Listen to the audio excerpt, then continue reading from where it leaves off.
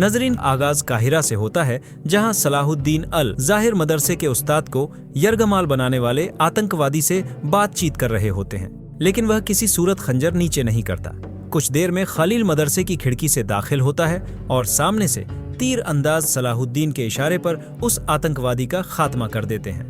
एक हमलावर बारूद को आग लगा देता है। सलाहुद्दीन सब लोगों को महफूज जगह जाने का कहकर खुद मदरसे में दाखिल होते हैं। वह खलील की मदद करते हुए आग बुझा देते हैं। सलाहुद्दीन मदरसे से बाहर निकलकर काजी फाजिल से कहते हैं कि वह बारूद लेकर खलीफा के महल में पहुंचे। वह शमसा को भी किसी महफूज जगह रहने का हुक्म देते हैं। खलीफा से सलाहुद्दीन दो टूक अंदाज में पूछते हैं कि उनके साथियों को जला वतन करने और मासूम तलबा व उस्तादों पर हमला कराने का क्या मकसद था। सलाहुद्दीन उसे खबरदार करते हैं कि इस सारे जुल्म का बदला लिया जाएगा।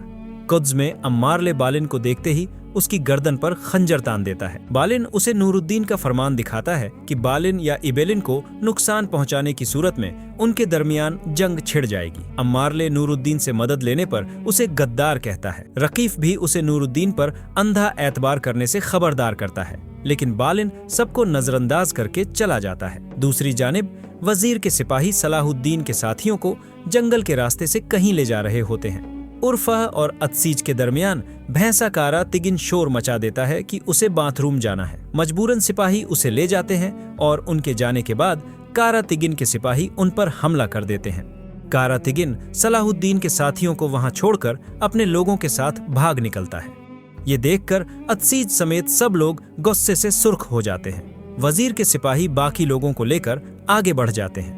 कुछ देर में उसी जगह पर यारुकी पहुंचता है और कारा तिगिन के सिपाहियों को मरा देखकर अंदाजा लगाता है कि कुछ कैदी अभी भी उनकी कजैद में हैं। वह रास्ता केरक की तरफ जाता है। उनका पीछा करते करते वह केरक के मकाम पर पहुंचता है, जहां कैदियों को अंदर ले जाया जाता है। जाटलियोन उन्हें खुशामदीद कहता है, मगर मीला परेशान दिखाई देती है। इबेलिन में मार्कोस बालिन को खबर देता है कि माहिदा इब्तिदाई तौर पर लोगों में खुशहाली लाया। बालिन उसे केरक के लिए तैयार रहने को कहता है कि अब वादा पूरा करने की बारी उसकी है। जंगल में अल्बीसकारा तिगिन को कबीले जाने का कहता है, मगर वह अपना बदला लेने के लिए काहिरा का रुख कर लेता है। वहाँ मूदूद काहिरा में दाखिल हो रहा होता है कि जौहर उसे आते देख लेता है। वह जासूसी के लिए आगे बढ़ने ही लगता है कि कारा तिगिन उसे दबोच लेता है। मूदूद सलाहुद्दीन को सुल्तान का पैगाम देता है। सलाहुद्दीन यारुकी के उनके साथियों के पीछे जाने का बताते हुए कहते हैं कि उनके सरदारों को नुकसान पहुँचाने पर वह सबको मटियामेट कर देंगे। वहाँ खलीफा को भी मूदूद के आने का मकसद पता चल जाता है। इतने में एक सिपाही खलीफा के पास थैला लेकर आता है,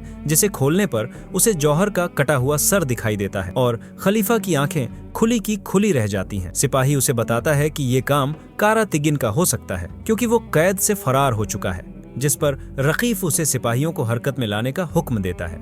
उधर अल्बीस कारा तिगिन से कहता है कि अब उन्हें वहां से चले जाना चाहिए, लेकिन कारा तिगिन अपने अगले दुश्मन यानी रकीफ से बदला लिए बगैर वहां से हिलना नहीं चाहता। केरक में जाटलियोन मीला के कमरे में बिना इजाजत दाखिल होता है, जिस पर वो आग बगूला हो जाती है। जाटलियोन कमरे से निकलकर सलाहुद्दीन के साथियों के पास जाता है और उनके चेहरों पर कोई खौफ न पाकर बारी बारी लोहे के गर्म औजार सबके सीने पर रखता है, ताकि उनकी चीखों पुकार सुन सके, लेकिन उनकी जुबान से अल्लाहू अकबर के सिवा कुछ नहीं निकलता। वहाँ काहिरा में खलील सलाहुद्दीन को परेशानी के आलम में खबर देता है कि बाहर लोगों का एक हुजूम मौजूद है जो वजीर का सर चाहता है। मूदूद सलाहुद्दीन को वहाँ रहने का कहकर हुजूम से निपटने के लिए बाहर जाता है। नजीर कहता है कि ये सब सिपाही शहवार के वफादार हैं और अब खलीफा की सफ में शामिल हैं। देखते ही देखते वजीर के सिपाही भी उनके साथ शामिल हो जाते हैं। मूदूद अपनी तलवार बेनियाम करता है और उन गद्दारों पर टूट पड़ता है। उधर रकीफ और खलीफा ये हंगामा पैदा करके खुश हो रहे होते हैं कि अब सलाहुद्दीन खुतबा नहीं पढ़वा सकेंगे। सिपाही मूदूद और बायबूरा पर हावी होने लगते हैं तो वजीर के आजाद किए हुए गुलाम वहां पहुंचते हैं और ऐलान करते हैं कि रकीफ की गद्दारी आयां हो गई है और वो लोग वजीर के लिए लड़ने लगते हैं। अंदर सलाहुद्दीन कहाजी फाजिल से कहते हैं कि खुतबा किसी सूरत नहीं रोका जाएगा। रकीफ खलीफा को तसल्ली देता है कि सलाहुद्दीन को खुतबा पढ़ने दिया जाए, उनका अंजाम वहीं लिखा जाएगा। इतने में सिपाही खलीफा को कारा तिगिन के छिपने की जगह बताने आता है, जिसे जानकर वो दोनों खुश हो जाते हैं। केरक के बाहर यारुकी कजिले में दाखिल होने की मंसूबा बंदी कर रहा होता है कि बालिन किले में दाखिल होता नजर आता है। अंदर दाखिल होने पर